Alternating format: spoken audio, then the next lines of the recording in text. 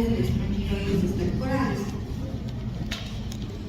Tiene la particularidad, ¿no es cierto?, de que dentro de su ciclo de vida tiene diferentes vías o las formas evolutivas en este parásito, ¿no es cierto?, va a ser el huevo, luego va a tener su larva caudiliforme, su larva pilariforme, los adultos de vida libre, ¿no es cierto?, y el adulto parásito.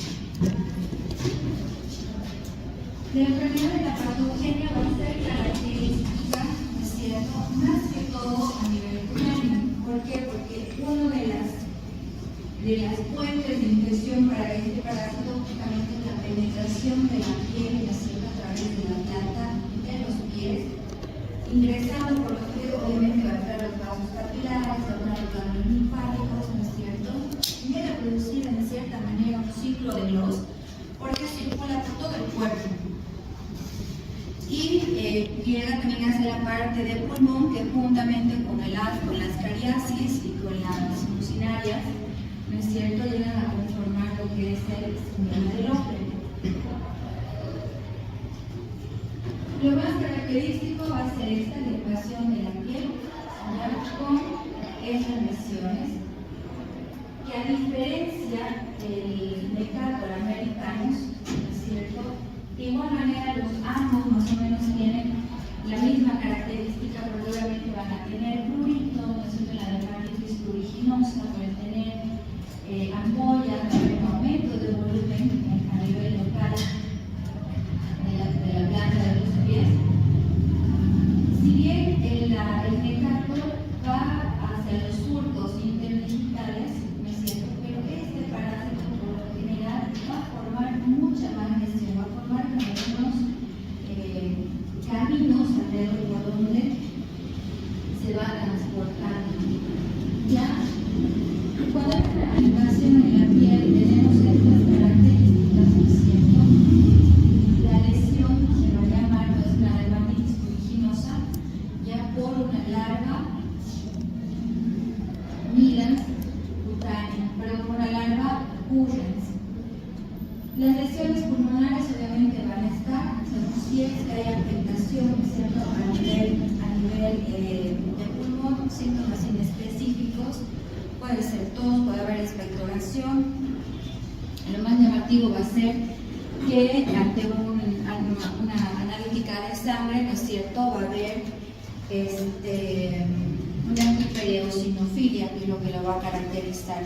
Y a nivel, si es que uno pide una radiografía, igual, digamos, no es algo característico, pero si hay como unos infiltrados, puede haber esta mancha así blanca, que podría pensarse en una neumonía, pero no son estudios característicos, digamos, que sean específicos de los parásitos. A nivel de la localización intestinal, no se olviden que el hábitat de este parásito es intestino delgado, ¿no es cierto?, duodeno y yeyuno. Obviamente, a nivel intestinal, ¿no es cierto?, como todo cuerpo extraño, porque el parásito también es un cuerpo extraño, va a llegar a producir inflamación. O sea, siempre lo que algo toque a nuestro cuerpo, alguna región del cuerpo que sea extraña a ella, ¿no es cierto?, siempre va a ocasionar irritación. Y esto nos lleva a una inflamación, obviamente de la mucosa y posteriormente de las capas musculares mucho más hacia. Y como todo parásito puede llevar a producir granulomas, es cierto que si cortan caminos, se abren surcos, tiene que llevar a formar obviamente ulceraciones. Invasión a otras vísceras, obviamente que también lo tiene que haber, es cierto, porque si ingresa para los vasos, para los ganglios linfáticos, ¿no es cierto?, tiene que recorrer toda la parte del cuerpo, corazón, pulmón y también la parte del hígado. Entonces va a tener obviamente invasión a otras vísceras. Menos frecuente la parte del cerebro, pero igual llega a afectar. Las manifestaciones clínicas. La larva Urens, ya esa dermatitis pruriginosa,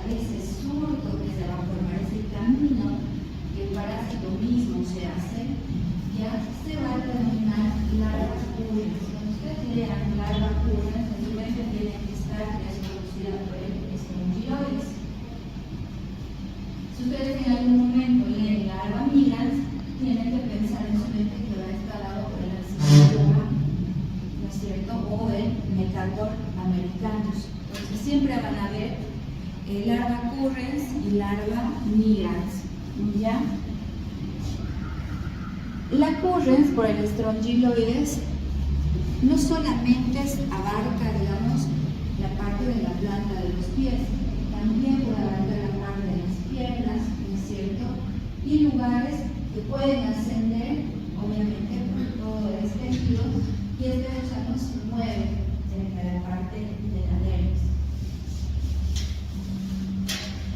En la parte pulmonar, obviamente, ¿no es cierto?, el síndrome de Loeffler nos puede llegar a producir una neumonitis, puede llegar a producir bronquitis y una eosinofilia o una hipereosinofilia, que es lo que caracteriza al síndrome de Loeffler.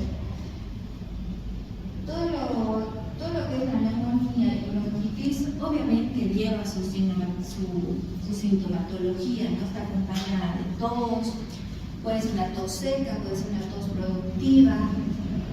En casos mucho más severos, si hay un compromiso ya del parénquima pulmonar, obviamente nos va a llevar a signos de dificultad respiratoria, ¿no es cierto?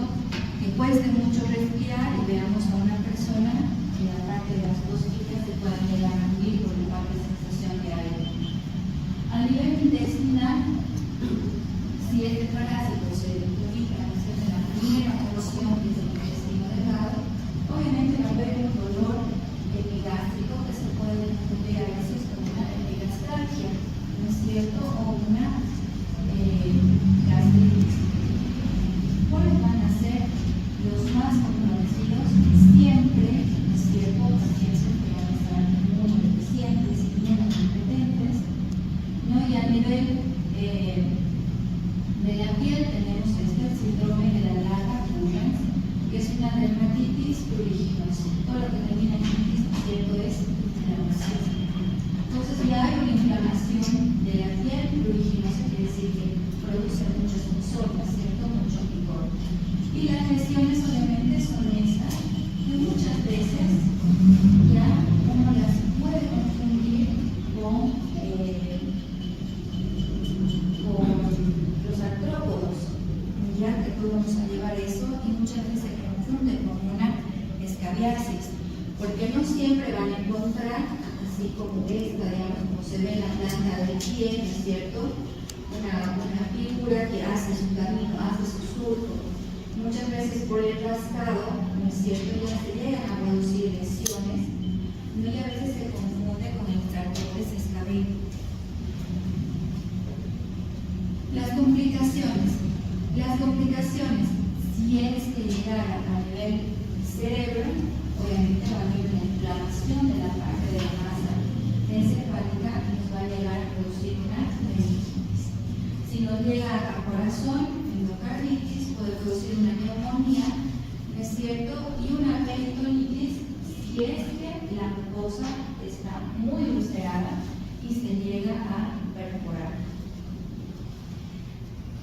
Las causas de muerte por este parásito, que sí las hay, obviamente puede ser un choque, ¿no es cierto? Puede ser que sea un shock cardiogénico porque hay una afectación, como una endocarditis, ya una insuficiencia respiratoria acompañada de una bronconeumonía, si es que se ha llegado a localizar netamente a nivel pulmonar, ¿no es cierto? Y una septicemia, que quiere decir que ya es cuando todo nuestro cuerpo ya está casi comprometido, todo el nivel sanguíneo, ya hay una enfermedad, digamos, a nivel de todo el cuerpo. Dentro de la inmunidad, ya para este parásito, para los strongyloides estercorales, produce alteraciones o reacciones inmunológicas, ¿no es cierto?, que van a estar relacionadas con los niveles de interleucinas, que son los primeros que actúan, ¿no es cierto?, en la cascada inmunológica, ¿no es cierto? Un cuerpo extraño ingresa, todas nuestras defensas, toda la cascada se va, ¿no es cierto?, a tratar de combatir.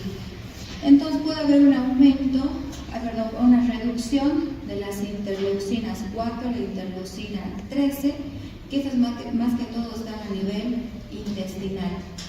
Al haber baja de estas dos interleucinas, ¿no es cierto?, obviamente se favorece a que los diversos componentes que integran los parásitos se eliminan enzimas, ¿no es cierto?, favorezcan una autoinfección a nivel de nuestro cuerpo.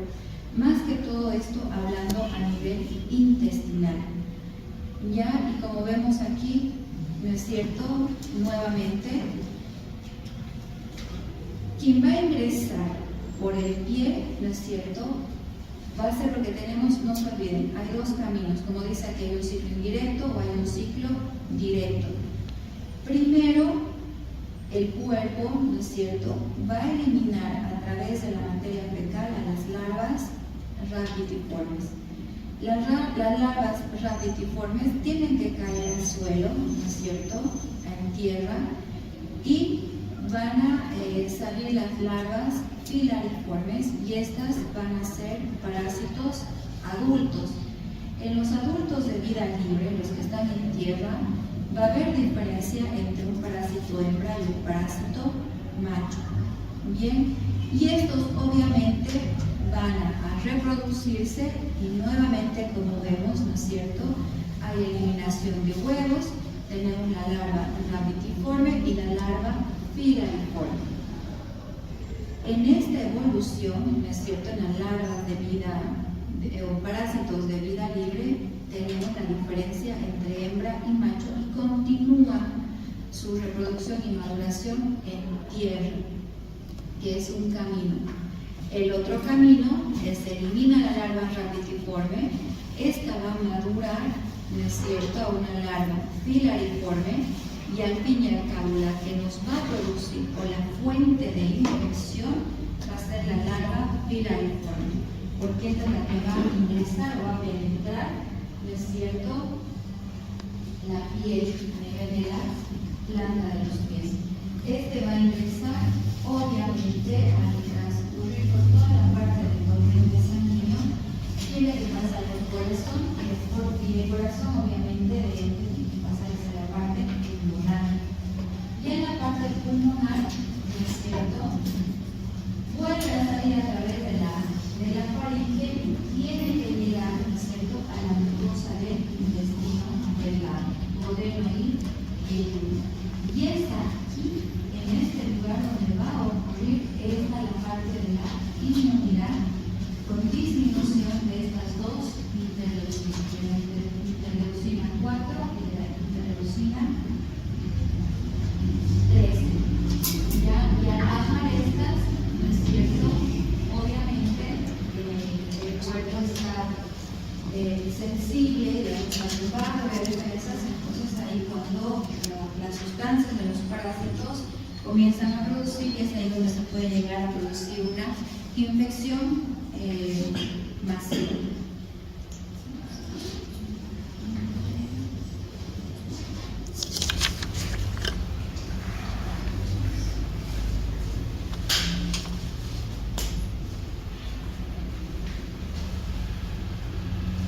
Esto igual es un pequeño resumen. Como ustedes ven, siempre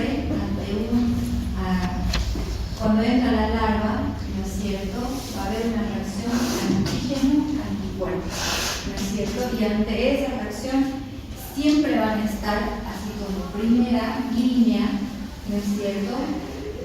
Vamos a tener a los CD4 y vamos a tener siempre a los T-helper 1. Y en algún momento también se llegan a activar los T-helper 2. Bien, entonces, tras esta activación, siempre van a haber, ve, aquí está T-helper 1, luego se activan los T-helper 2, ¿no es cierto? Y tenemos a toda la parte de las citoquinas, ¿no es cierto? Entre ellas tenemos a las interleucinas. Y vamos a tener a los mastocitos, a los eosinófilos, ¿no es cierto? Aquí tenemos a los eosinófilos y a las células B. Estas células B son las que se van a encargar del aumento de la inmunoglobulina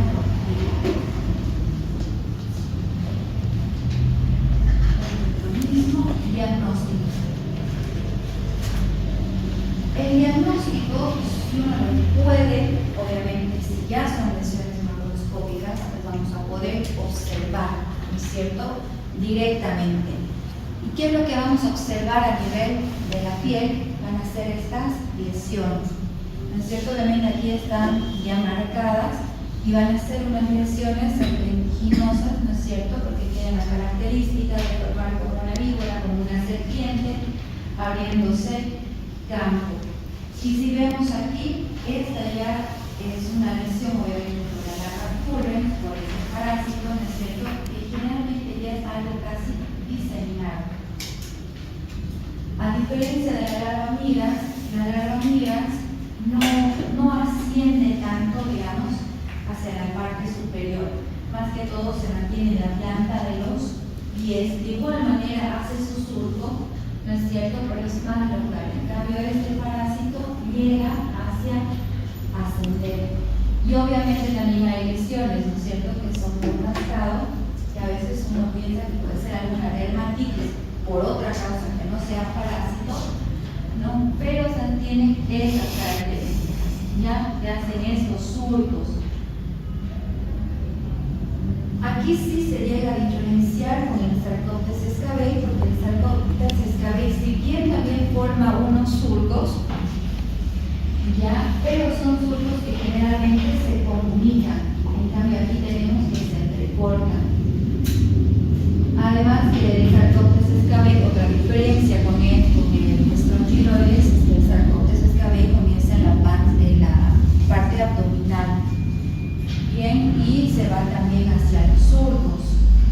Este parásito no puede respetar o no puede respetar flesuras, digamos, ¿cierto?, pero generalmente es mucho más diseminado. El otro método diagnóstico obviamente va a ser un coprológico, pero para este coprológico sí vamos a necesitar un estudio de 3 muestras seguidas. No nos va a bastar con una, con toda la parte de los parásitos que hemos visto, que es un coproparasitológico simple, porque una sola muestra de materia fecal nos ayuda. Aquí necesitamos estudios seriados, que son 3 muestras, o sea, de 3 días diferentes, hoy, mañana y pasado. Bien, aquí con este parásito no nos ayuda tanto para el recuento de larvas y ver el grado de infección. No nos olvidemos que para la toxinariasis y la tricocefalosis, ¿no es cierto?, si vemos un número de huevos, porque ahí vemos huevos, no vemos larvas, ¿no es cierto?, nos puede ayudar para hacer un recuento y ver cuántos parásitos adultos podemos llegar a tener en nuestro cuerpo. Aquí no, porque muy difícilmente con este parásito se van a poder observar los huevos, ¿no es cierto?, porque nosotros eliminamos larvas, eliminamos a la larva capitiforme. En el ciclo de autoinfección, cuando la hembra parásita del intestino se autofecunda, en nuestro cuerpo elimina los huevos. Y estos huevos maduran, ¿no es cierto?, y salen de nuestro cuerpo una larva capitiforme. Se puede llegar a observar algún huevo, sí, pero no es la fuente de infección para esta parasitosis. Digamos que nos va a servir mucho más con cobro parasitológico, pensando en una strongyloidiasis, ¿no es cierto?, va a ser la técnica de Ritchie o método de concentración. Esto nos va a ayudar, ¿no es cierto?, a tomar en un tubito, ¿ya?, y colocar sustancias que pueden ser éter, pueden ser hormón, ¿no es cierto?, y esperar a que se sedimenten. Al haber la sedimentación, ahí se va a poder observar las larvas, eso es el método de concentración. Cultivos, se pueden hacer cultivos ya de la materia fecal para ver si se llega a observar larva o puede desarrollar alguna otra cosa, pero generalmente si uno piensa, tendría que pedir un método de concentración. Otro método es la separación de las larvas. Entonces, el método diagnóstico para esta parasitosis sí es complejo, porque no es solamente un estudio coprológico simple, como hemos visto en toda la parte de esos parásitos que hemos ido viendo, ¿no es cierto? En estos necesitamos un método de concentración o un método de Bellman, ¿no es cierto?, que nos ayuda a mezclar lo que es la materia fecal con un carbón y hacerlo pasar a través de un tubo, ¿no es cierto?, a través de un embudo. Es casi similar al método de concentración porque obviamente este carbón va a separar la parte o componentes de la materia fecal para que así puedan caer las larvas. Y nuevamente vemos aquí que se puede llegar a hacer en el enterotest o la cápsula de Beer, que hemos visto en qué parásito.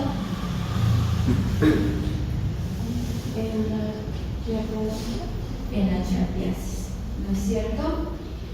Otros métodos que son un poco más invasivos, obviamente una endoscopía o una biopsia, y si es que habría sintomatología respiratoria, ¿no es cierto?, un esputo fresco nos puede servir, se puede mandar a cultivar y se puede observar el parásito.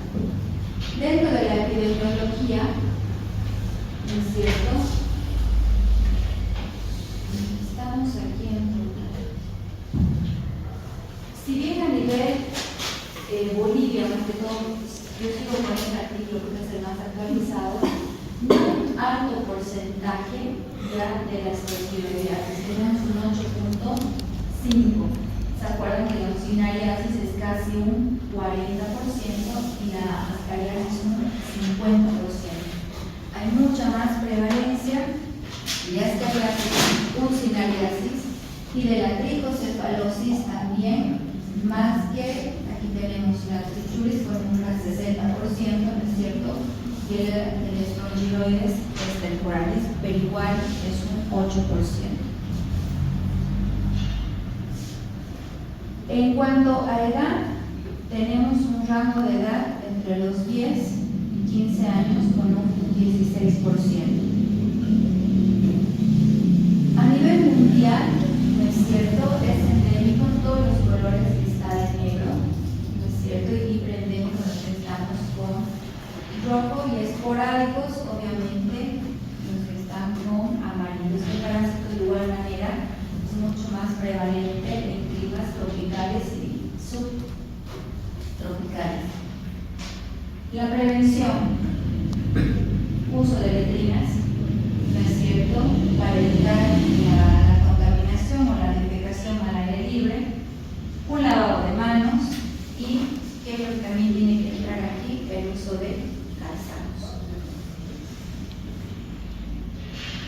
El control, si bien este parásito tiene un 8, un 9% en prevalencia de que uno se pueda infectar con esta parasitosis, si es que uno que está sano, ¿no es cierto?, que tiene un sistema inmunológico sano, no va a llegar a tener mucha sintomatología, como siempre lo va a hacer un paciente que esté, ¿no es cierto?, inmunosuprimido o que tenga algún tipo de cáncer, ¿no es cierto?, o que esté usando corticoides, sea prednisona, sea prednisolona, una dexametasona por tiempo, digamos, muy largo. Estos sí van a tener factores de riesgo y van a desarrollar, obviamente, mucho más la enfermedad. El tratamiento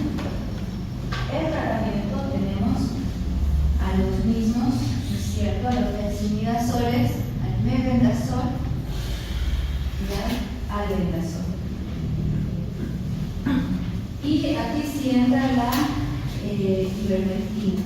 Bien, el mebendazol en la dosis pediátrica va a ser de 200 a 400 miligramos día.